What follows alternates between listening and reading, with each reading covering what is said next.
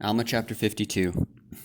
Amram succeeds Amalickiah as king of the Lamanites. Moroni, Teancum, and Lehi lead the Nephites in a victorious war against the Lamanites. The city of Melech is retaken, and Jacob the Lamanite is slain. And now it came to pass, in the 26th year of the reign of the judges over the people of Nephi, behold, when the Lamanites awoke on the first morning of the first month, behold, they found Amalickiah was dead in his own tent, and they also saw that Teancum was ready to give them battle on that day. And now, when the Lamanites saw this, they were affrighted, and they abandoned their design in marching into the land northward, and retreated with their army into the city of Melech, and sought protection in their fortifications. And it came to pass that the brother of Amalickiah was appointed king over the people, and his name was Amram. Thus King Amram, the brother of King Amalickiah, was appointed to reign in his stead. And it came to pass that he did command that his people should maintain those cities which they had taken by the shedding of blood, for they had not taken any cities, save they had lost much blood. And now Teancum saw that the Lamanites were determined to maintain those cities which they had taken, and those parts of the land which they had obtained possession of. And also seeing the enormity of their number, Teancum thought it was not expedient that he should attempt to attack them in their forts, but he kept his men round about, as if making preparations for war. Yea, and truly he was preparing to defend himself against them by casting up walls round about and preparing places of resort. And it came to pass that he kept thus preparing for war until Moroni had sent a large number of men to strengthen his army. And Moroni also sent orders unto him that he should retain all the prisoners who fell into his hands. For as the Lamanites had taken many prisoners, that he should retain all the prisoners of the Lamanites as a ransom for those who the Lamanites had taken. And he also sent orders unto him that he should fortify the land bountiful, and secure the narrow pass which led into the land northward, lest the Lamanites should obtain that point, and should have power to harass them on every side. And Moroni also sent unto him, desiring that he would be faithful in maintaining that quarter of the land, and that he would seek every opportunity to scourge the Lamanites in that quarter, as much as it were in his power, that perhaps he might take again by stratagem or some other way those cities which had been taken out of their hands, and that he also would fortify and strengthen the cities round about, which had not fallen into the hands of the Lamanites. And he also said unto him, I would come unto you, but behold, the Lamanites are upon us in the borders of the land by the west sea, and behold, I go against them, therefore I cannot come unto you.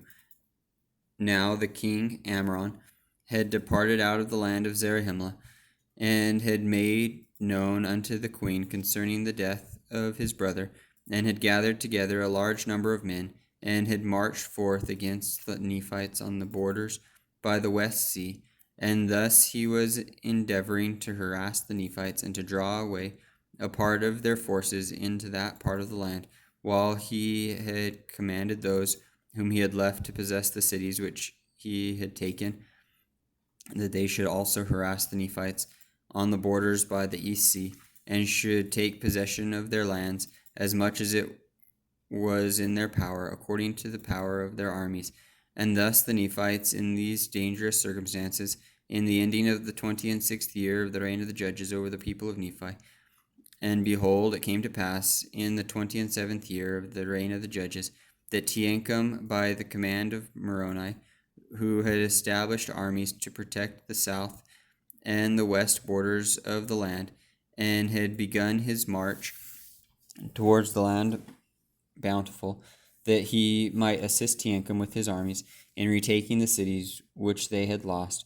And it came to pass that Teancum had received orders to make an attack upon the city of Melech, and retake it if it were possible. And it came to pass that Teancum made preparations to make an attack upon the city of Melech, and marched forth with his army against the Lamanites. But he saw that it was impossible that he could overpower them while they were in their fortifications. Therefore, he abandoned his designs and returned again to the city Bountiful, to wait for the coming of Moroni, that he might receive strength to his army. And it came to pass that Moroni did arrive with his army at the land of Bountiful, in the latter end of the 27th year of the reign of the judges over the people of Nephi.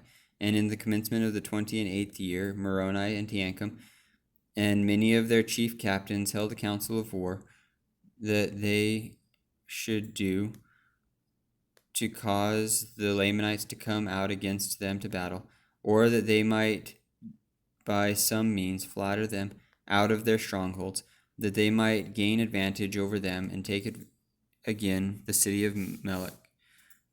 And it came to pass, they sent embassies to the armies of the Lamanites to protect the city of Melech, to their leaders, whose name was Jacob, desiring him that he would come out with his armies to meet them upon the plains between the two cities. But behold, Jacob, who was a Zoramite, would not come out with his army to meet them upon the plains. And it came to pass that Moroni, having no hopes of meeting them upon fair ground, therefore he resolved upon a plan that he might decoy the Lamanites out of their strongholds. Therefore he caused that Teancum should take a small number of men and march down near the seashore. And Moroni and his army by night marched in the wilderness on the west of the city Melech. And thus on the morrow, when the guards of the Lamanites had discovered Teancum, they ran and told it unto Jacob their leader. And it came to pass that the armies of the Lamanites did march forth against Teancum, supposing by their numbers to overpower Teancum, because of the smallness of his numbers. And as Teancum saw the armies of the Lamanites coming out against him, he began to retreat down by the seashore northward. And it came to pass that when the Lamanites saw that he began to flee, they took courage and pursued them with vigor. And while Teancum was thus leading away the Lamanites, who were pursuing them in vain, behold, Moroni commanded that a part of his army who were with him should march forth into the city and take possession of it. And thus they did, and slew all those who had been left to protect the city, yea, and all those who would not yield up their weapons of war. And thus Moroni had obtained possession of the city Melech with a part of his army, which while he marched with the remainder to meet the Lamanites when they should return from the pursuit of Teancum.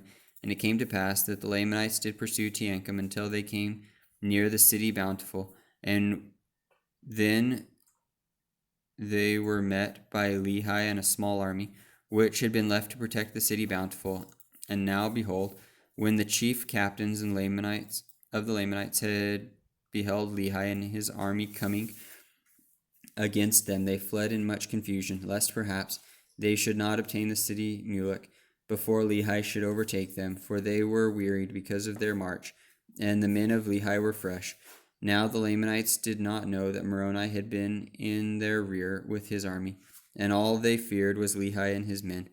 Now Lehi was not desirous to overtake them until they should meet Moroni and his army. And it came to pass that before the Lamanites had retreated far, they were surrounded by the Nephites, by the men of Moroni on one hand, and the men of Lehi on the other, all of whom were fresh and full of strength. And the Lamanites were wearied because of their long march, and Moroni commanded his men that they should fall upon them until they had given up their weapons of war. And it came to pass that Jacob, being their leader, being also a Zoramite, and having an unconquerable spirit, he led the Lamanites forth to battle with exceeding fury against Moroni.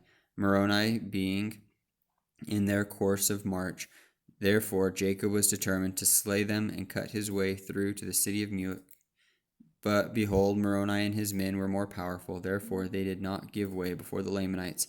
And it came to pass that they fought on both hands with exceeding fury, and there were many slain on both sides, yea, and Moroni was wounded, and Jacob was killed.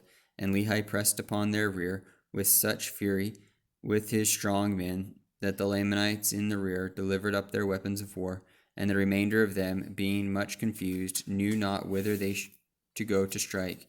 Now Moroni, seeing their confusion, said unto them, If ye will bring forth your weapons of war, and deliver them up, behold, we will forbear shedding your blood. And it came to pass that when the Lamanites had heard these words, their chief captains, all those who were not slain, came forth and threw down their weapons of war at the feet of Moroni, and also commanded that their men that they should do the same.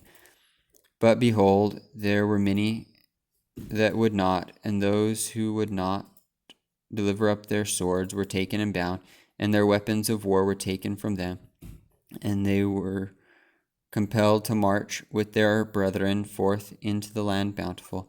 And now the number of prisoners who were taken exceeded more than the number of those who had been slain, yea, more than those who had been slain on both sides.